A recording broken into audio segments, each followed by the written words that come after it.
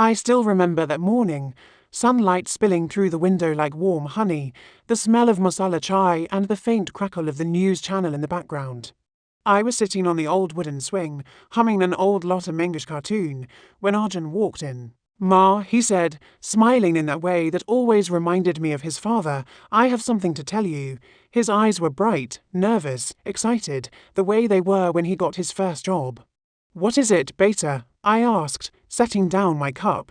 He hesitated, then grinned. "I'm getting married." My heart leaped. After years of watching other mothers shop for their sons' weddings, of teasing him about settling down, of quiet evenings alone, I finally heard those words. I hugged him so tightly he laughed. Ma, let me breathe." Then he showed me her photo. Priya, a pretty girl with kind eyes, maybe a little shy, maybe a little serious. I liked her instantly. "When can I meet her?" I asked. "Soon."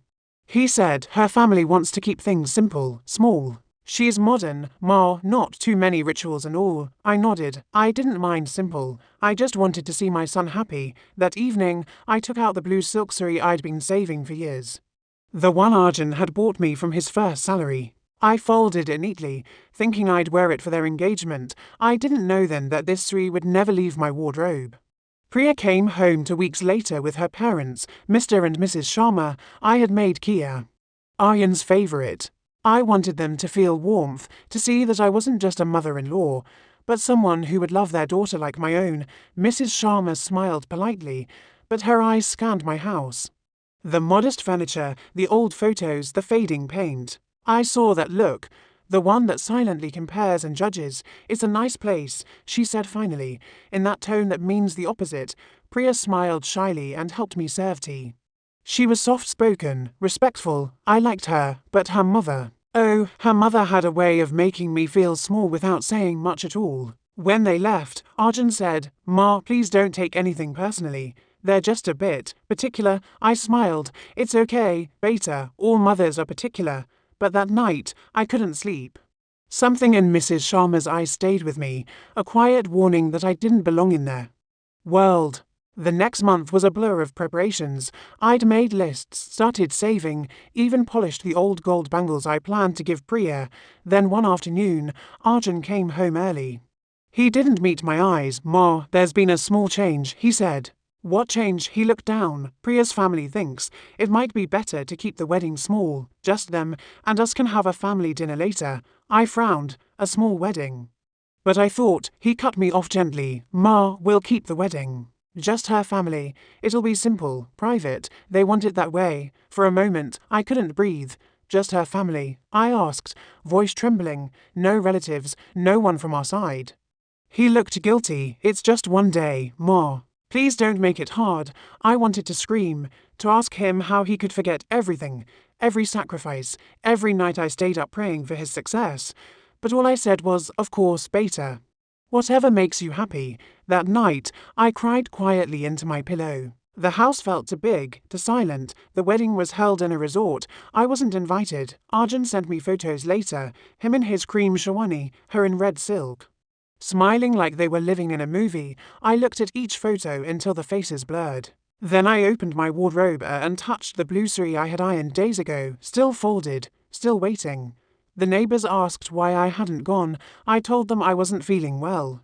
It was easier than explaining that my son had chosen just her family. For days after, I cooked for one, cleaned for one, lived for one. But deep inside, something changed. The pain hardened into silence, not anger, but a quiet decision. If they didn't need me, I wouldn't beg to belong. 3 months later, they came to visit. Priya was glowing, newly married, her gold bangles jingling like tiny bells. "Ma, we came to see you," Arjun said cheerfully, as if nothing had happened. I smiled politely. "How are you both?"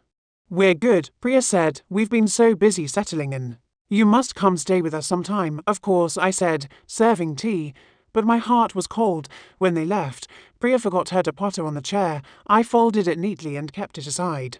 That's when I noticed a small stain, maybe Haldi, and for some reason, I smiled. A tiny imperfection in their perfect world. Revenge is not always loud. Sometimes it's silence that cuts deepest. I stopped calling first. I stopped sending gifts. When Arjun finally realized, he began visiting more often, trying to make up for lost time. But I was different now, calm, distant, polite. I joined a women's self-help group in the neighborhood. I started teaching embroidery to young girls. They called me Meiji.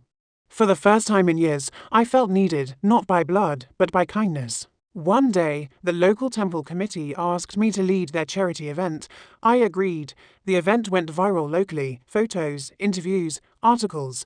When Arjun saw the newspaper with my photo, he looked proud and a little ashamed. "Ma, I didn't know you did all this." I smiled. "There are many things you don't know, Beta." Months later, Priya's parents hosted an anniversary party. They invited me, perhaps out of courtesy. When I arrived, Mrs. Sharma smiled. "Surprised you came," I simply said. Of course, I wouldn't miss it. People there recognized me from the paper. They greeted me with respect, asking about the women's group, the temple work, the new school I helped fund. Mrs. Sharma's smile faded slowly as she realized that the woman she once dismissed had built her own name, without a rich surname, without their approval. That was my revenge, quiet, elegant, complete. One evening, Arjun came alone. His eyes were wet. "Ma, I've been so selfish. I let them push you away. I thought I was protecting peace. But I was just being weak." I touched his hand. "You're not weak, Beta. You just forgot who taught you strength." He hugged me, whispering, "I'm sorry." That night, after he left, I wrote a letter, not of blame, but of love. I told him that forgiveness is not forgetting.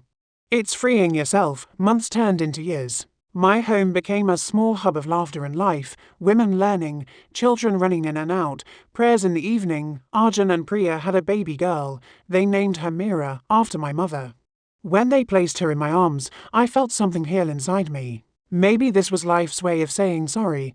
On Meera's first birthday, they insisted I wear the blue sari, the same one I'd once folded away in tears. As I looked in the mirror, I saw not a lonely mother, but a woman who had survived heartbreak and found her dignity again.